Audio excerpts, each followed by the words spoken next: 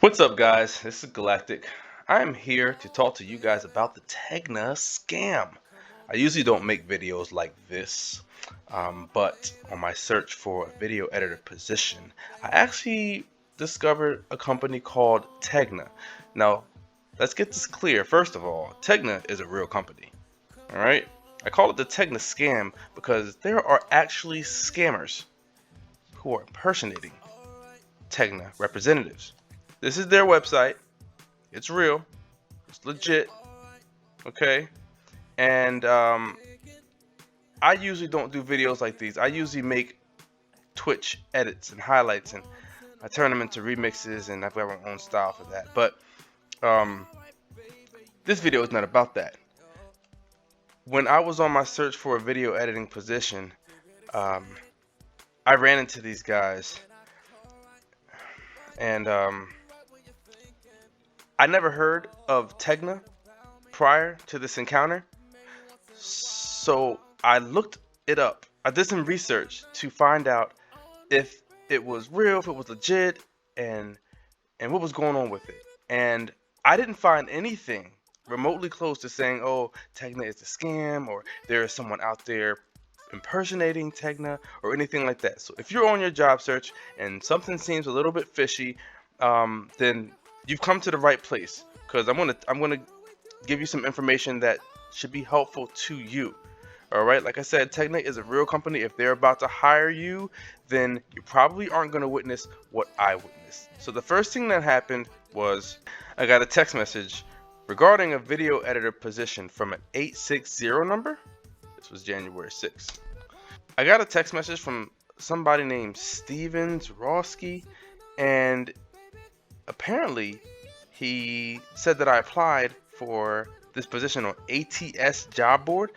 Now, prior to getting this text message, I had applied in several different places, and I didn't exactly remember where I applied. But I got some emails about ATS, and I've seen it. I thought it kind of looked familiar, so I just kept it moving. I was going to ask the question after the interview: where did you find my application? So, in this segment, you'll just see us having a conversation via text message about the job, and he said that he wanted me to log on to Wire and create an account. At that time, he sent me an email. Now, this is a very interesting part. He sent me an email from an email address that looks pretty legit, right? Jobs@technicareers.com. Period. I mean, that's it. It's not, oh, it doesn't say anything about some random name from a random domain. Like, this seems legit. So I don't know how these scammers got a hold of the means to send an email from a legitimate Tegna email address. But if you look closely at this email, look at how it is professionally structured. Company website, Tegna.com. The layout of it, pretty professional, right? Then towards the bottom they have the job briefing. Okay, of course I open up the job briefing and I get a look at the layout, and you can see that everything is structured professionally. Everything looks legitimate. I'm looking at the equipment that they want me to get.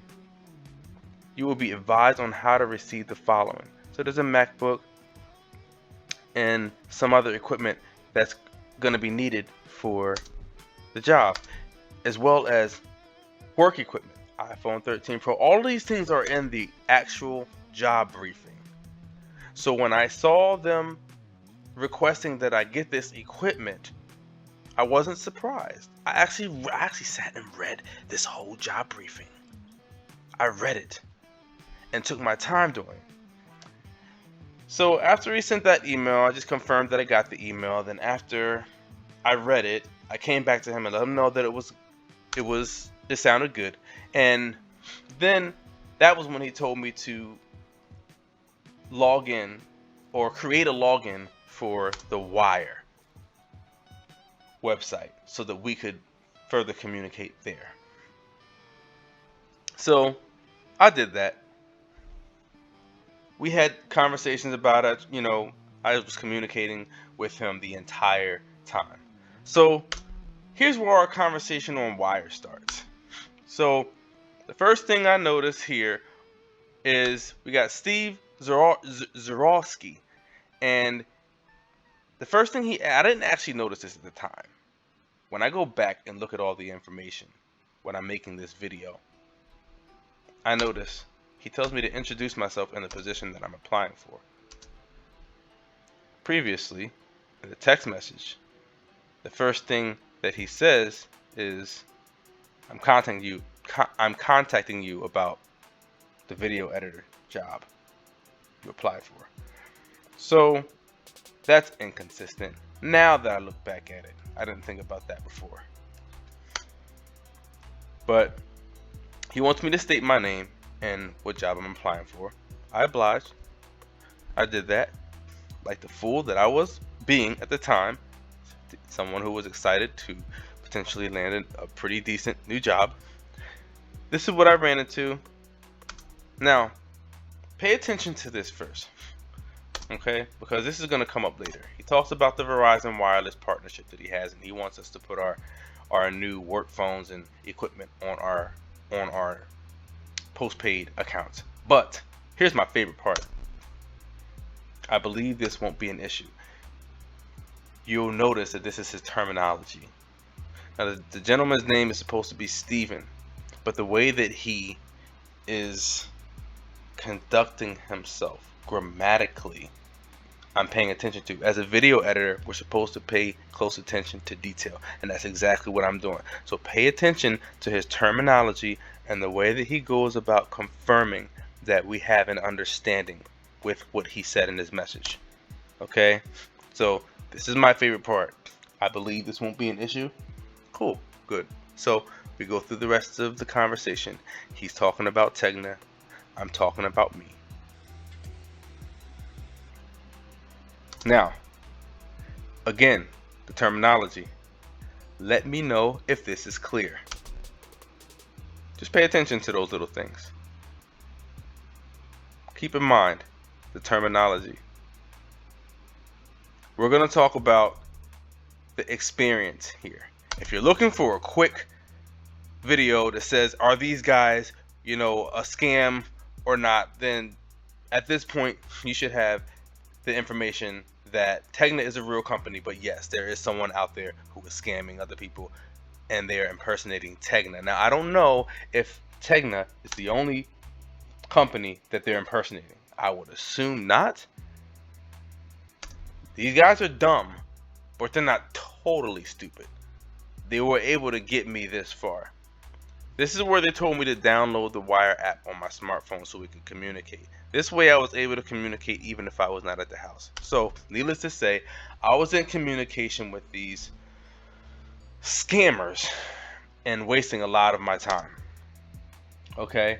So, I want to stop at this part because this is where things started to hit the fan. Right here. We had our conversation via Wire, and he conducted an interview. That's what you've seen in the past. Probably, I don't know how long that conversation took, but as it was scrolling, you can see the interview that he was having with me, and I was explaining my answers to the question. Then he said, great interview. We're going to have someone read this questionnaire and get back to you tomorrow at 8 a.m. Okay, so that was great.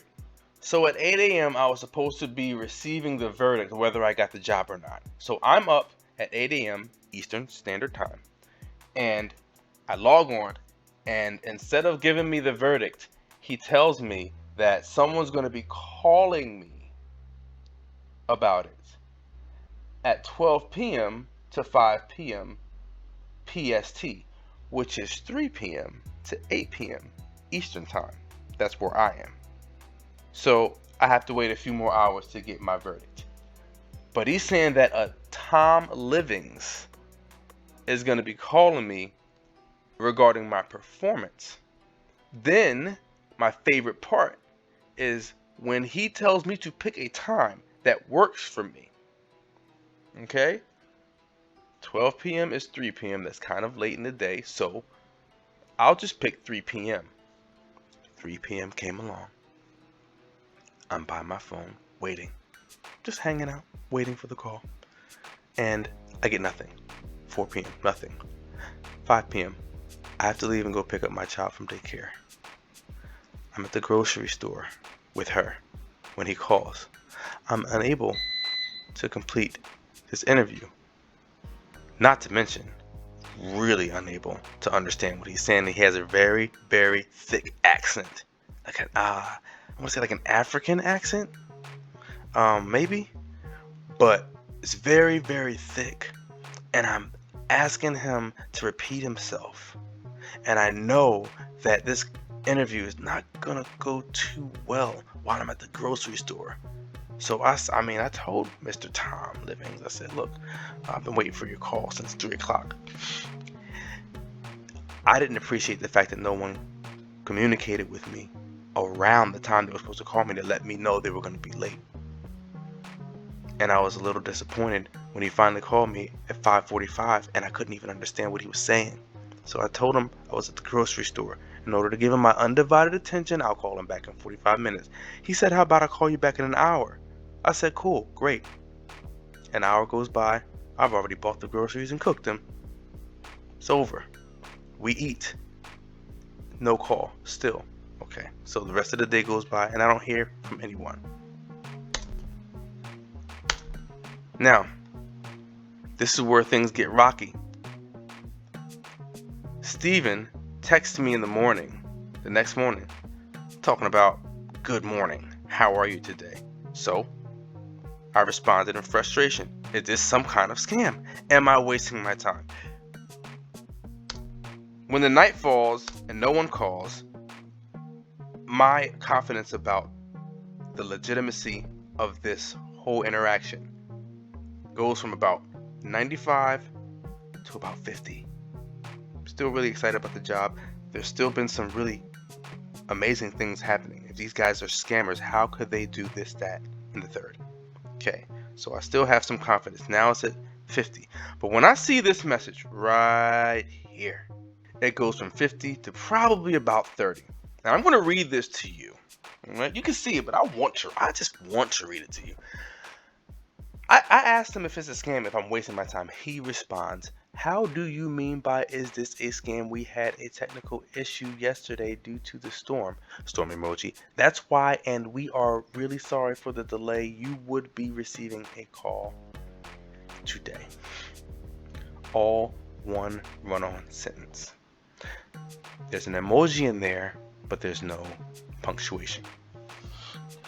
Due to the professional nature of the email layout and the job briefing, there is an inconsistency with the professionalism of Steven and Tom Livings and the professionalism that Tegna, the real Tegna, with their website and their layout, is actually portraying. This is a red flag to me. Now, typically I notice grammatical issues just on my leisure, but in a professional setting, I expect professional conduct. This is far from it so far with the lack of communication and sentences like these. So with my confidence now under 50%, I feel okay to go off on them, so to speak. I didn't like what I was experiencing, and I told them about it. In this section right here, I was just releasing my frustration about my experience thus far. They give me apology. I accept the apology. I don't forgive them, but I accept the apology. So moving forward, they asked if it was okay if they called at that moment. Tom called, and I knew it was him because his accent was memorable. So I spent about maybe 30 minutes, 45 minutes on the phone with him, answering questions and trying to get him to repeat questions because I didn't understand what the heck he was talking about. Okay, so he basically asked me all the questions that Steve asked previously. Should I question why are these the same questions? No. Maybe they want to make sure that I'm not a fraud. Maybe they want to make sure that I'm the same person who answered these questions the day before. Okay, so I continue to answer the questions, answer them well, and I keep moving on with the interview process. Tom gets off the phone, and he says that before he gets off the phone, he says that I'm hired. Welcome aboard. Gives you the speech that makes you excited. I didn't get too excited because of my confidence levels. I'm still on the rocks about this whole interaction. There's still some things that are happening that are raising some serious red flags. So I didn't get too excited when he gave me the job. When that was done, got on the phone with Steven. Steven then confirmed that I was hired. And I said, of course, great, cool, everything is good.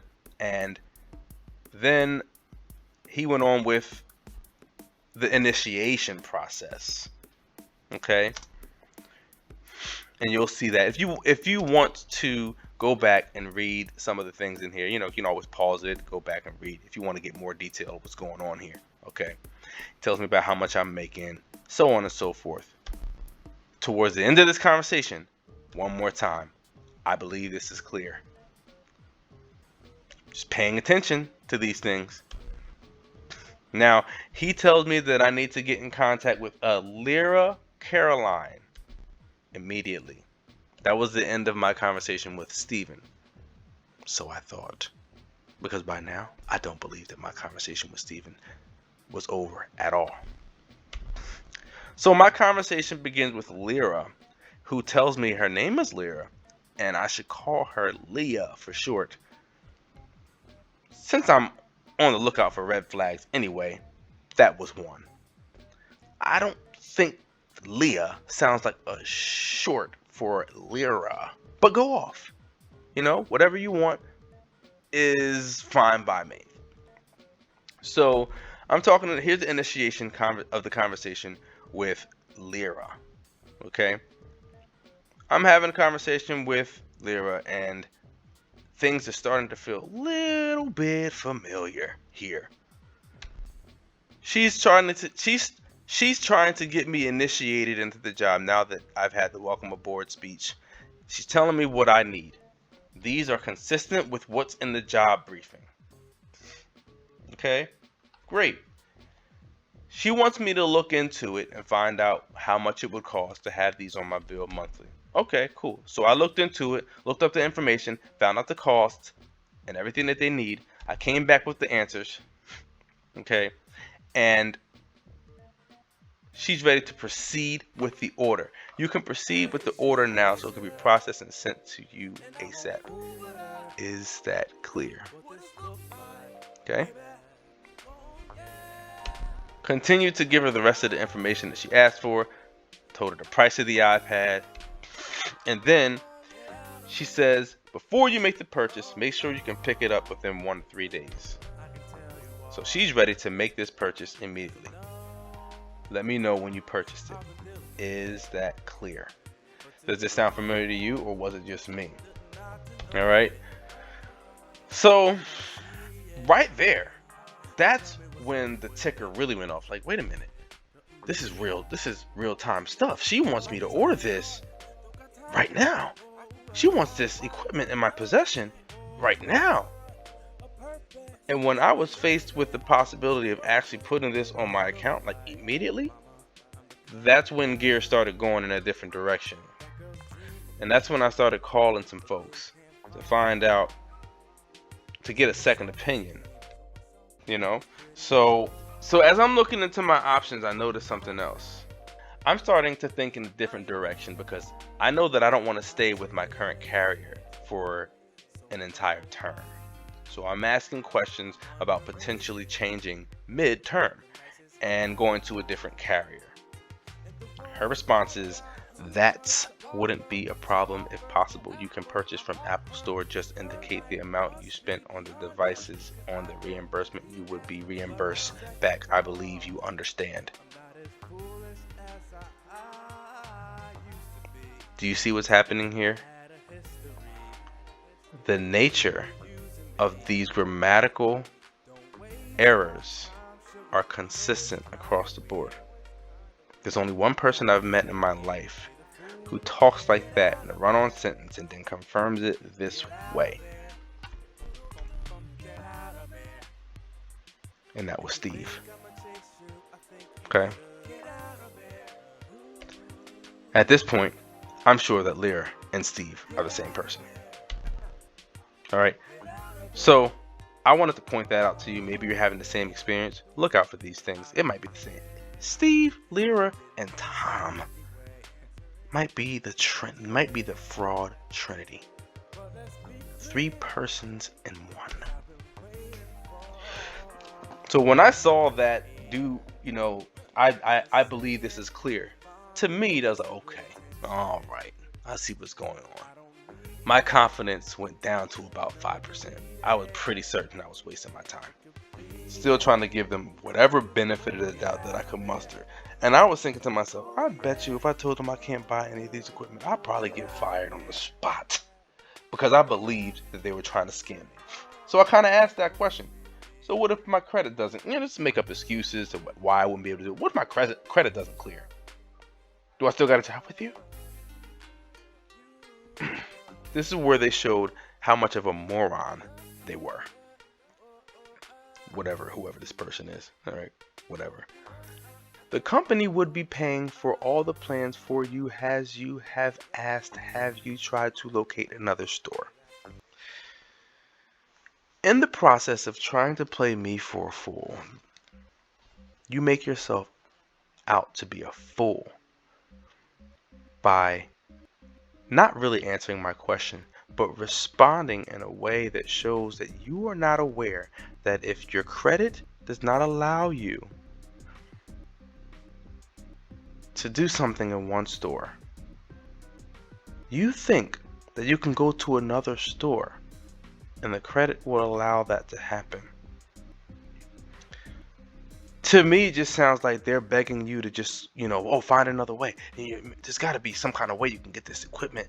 No, that does not sound professional. And this right here does not sound like a professional backup plan. This does not sound like a professional plan B execution here. Okay?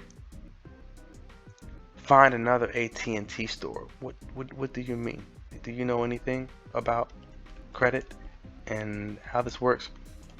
So I'm calling their BS and I'm on the phone with friends getting their second opinion.